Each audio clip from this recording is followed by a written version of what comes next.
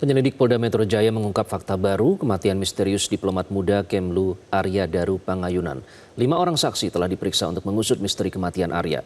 Polisi pun masih menunggu hasil pemeriksaan dari laboratorium forensik dan penyelidikan berbasis Scientific Crime Investigation.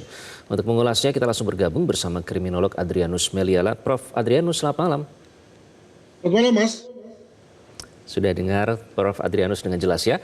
Prof, sudah 10 hari Prof, penyelidikan polisi sampai saat ini belum mengungkap ya, belum merilis penyebab kematian dari Arya Daru. Belum merilis secara resmi ini artinya. Biasanya untuk kasus seperti ini, itu butuh waktu berapa lama sih Prof? Ya saya kira nggak bisa dipastikan ya.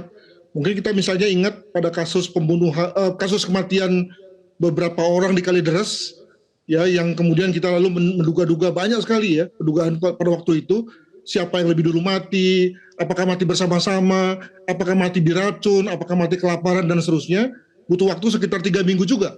Jadi dalam hal ini saya kira juga mungkin bisa dimengerti kalau kemudian juga memakan waktu selama itu. Demikian. 3 minggu ya yang kemarin kasus yang di Kalideres. Prof, jadi barang bukti apa yang bisa dibilang paling menentukan, dan tentu semua penting ya, tapi apa yang paling menentukan sebenarnya? Apakah ini hasil lab 4 yang akan keluar 5 hari mendatang nanti akhirnya yang dapat mengungkap penyebab kematian Arya Daru? Saya kira kepolisian, demikian juga cara berpikir ilmu pada umumnya, itu kan memakai pendekatan sistematik ya, dengan kata lain satu persatu dipertanyakan, dibuat hipotesanya, lalu kemudian dicari datanya, dan jika data itu lalu kemudian bertentangan dengan hipotesanya, maka hipotesanya digugurkan.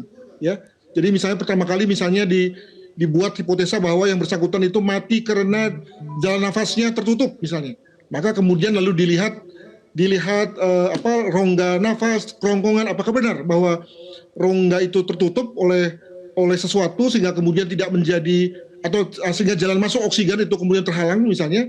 Nah, mungkin dalam hal ini tidak benar bahwa yang bersangkutan itu mati karena tercekik ya, karena jalan nafasnya tertutup. Maka kemudian dibuat hipotesa baru ya, apakah misalnya mati karena keracunan. Mengapa? Karena kita tahu bahwa yang bersangkutan itu pada beberapa jam sebelumnya dikabarkan memesan makanan dan dia makan. Maka ada kemungkinan ada sisa-sisa makanan di lambung yang bisa dijadikan satu sampel ya dalam rangka laboratorium forensik misalnya. Nah, untuk itu maka butuh beberapa lama. Apakah itu benar? Saya tidak tahu. Nah, kalau ketika itu kemudian bisa digugurkan, maka kemudian kita bisa buat hipotesa baru. Itulah cara kerja SCI sebetulnya, di mana kemudian jauh daripada sekedar menduga-duga atau mencocokologi ya, dengan memakai pendekatan dari luar sana dan bukan berangkat dari TKP. Demikian.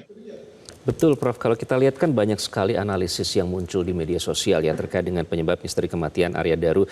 Apalagi jika mengingat track record atau rekam jejak diplomat Arya Daru ini yang cukup baik ya, rekam jejaknya sebagai diplomat. Prof, tapi kalau kita lihat beberapa kamera CCTV yang keluar itu juga menjadi poin analisis tersendiri ya yang ramai dibahas. Ada beberapa rekaman kamera CCTV yang dikeluarkan secara dalam waktu yang berbeda, dalam angle yang berbeda pula. Bagaimana Anda melihat faktor ini, Prof? Ya, saya kira dalam waktu 2 minggu terakhir ini, maka tentu hal-hal itu semua sudah disisir oleh kepolisian. Ya, maka sekarang kepolisian tidak lagi bicara soal otopsi, tidak lagi bicara soal digital forensik, lalu kemudian juga sudah diungkapkan mengenai jumlah saksi yang diwawancarai, hasil pemeriksaan TKP juga sudah berkali-kali, maka sudah habis gitu ya. Maka tinggal bicara mengenai hasil patologi anatomik yang diperoleh dari laboratorium forensik. Nah, masalahnya juga begini, bahwa kalaupun misalnya diketahui bahwa ada keracunan lah, misalnya begitu ya, yang dialami oleh korban, maka paling-paling baru terkait dengan sebab mati.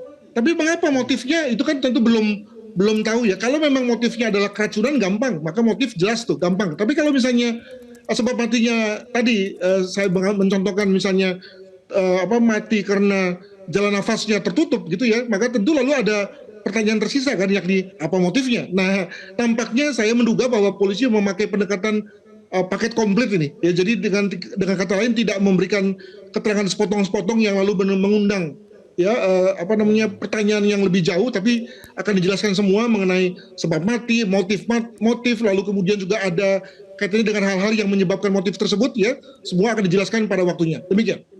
Oke, ada 5 saksi yang sudah diperiksa ya Prof ya. Dalam hal ini rekan kerja, kemudian ada 2 rekan kerja, kemudian juga penjaga kos dan juga istri dari Arya Daru. Nah, muncul juga dorongan dari beberapa elemen masyarakat untuk juga turut memeriksa pemilik dari rumah indekos itu. Apakah perlu juga menurut Anda Prof? Karena tentu mengetahui ya apa yang selama ini menjadi prosedur pengamanan di situ, bagaimana keamanan di dalam indekos itu sendiri, apakah itu juga perlu?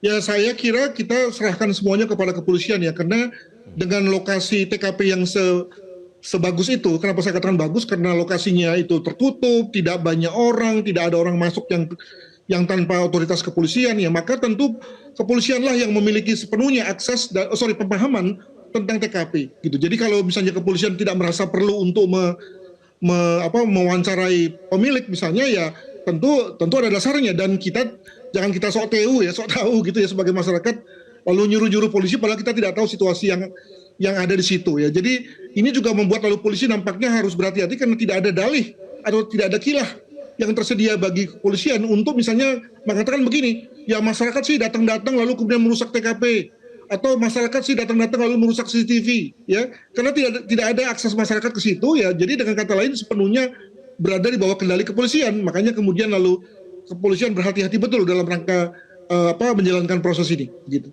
Oke, kemudian profesi sebagai diplomat ini apakah yang membuat pemberitaan seputar ini begitu ramai diperbincangkan, Prof? Tentu saja diplomat bukan profesi yang main-main ya, dia kan wajah negara ya gitu. Jadi kalau misalnya yang bersangkutan itu kemudian misalnya nih sebagaimana diungkapkan oleh beberapa orang ternyata lalu kematiannya ada kaitannya dengan fetis ya, maka tentu lalu menjadi semacam rumors ya tentang diplomat Indonesia ya. Saya tidak tahu apakah benar apa tidak, tapi jika misalnya benar tentu akan membuat lalu merah muka dari komunitas diplomat Indonesia, kan begitu. Oke, baik. Kemudian terakhir, Prof, ini kan memang jika sesuai dengan jadwal, almarhum ini seharusnya berangkat untuk penugasan ke negara yang baru ya, Helsinki, Finlandia, dengan memboyong seluruh keluarga korban. Nah, apakah penyebab itu bisa ada relevansinya dengan mungkin bukti percakapan yang mungkin ada di handphone dan juga laptop yang digunakan oleh korban ini yang sudah disita sebagai barang bukti, Prof?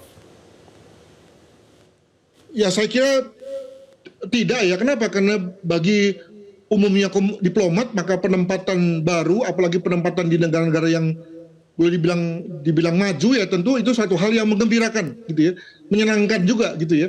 Nah maka hampir pasti disambut dengan gembira ketimbang sebaliknya.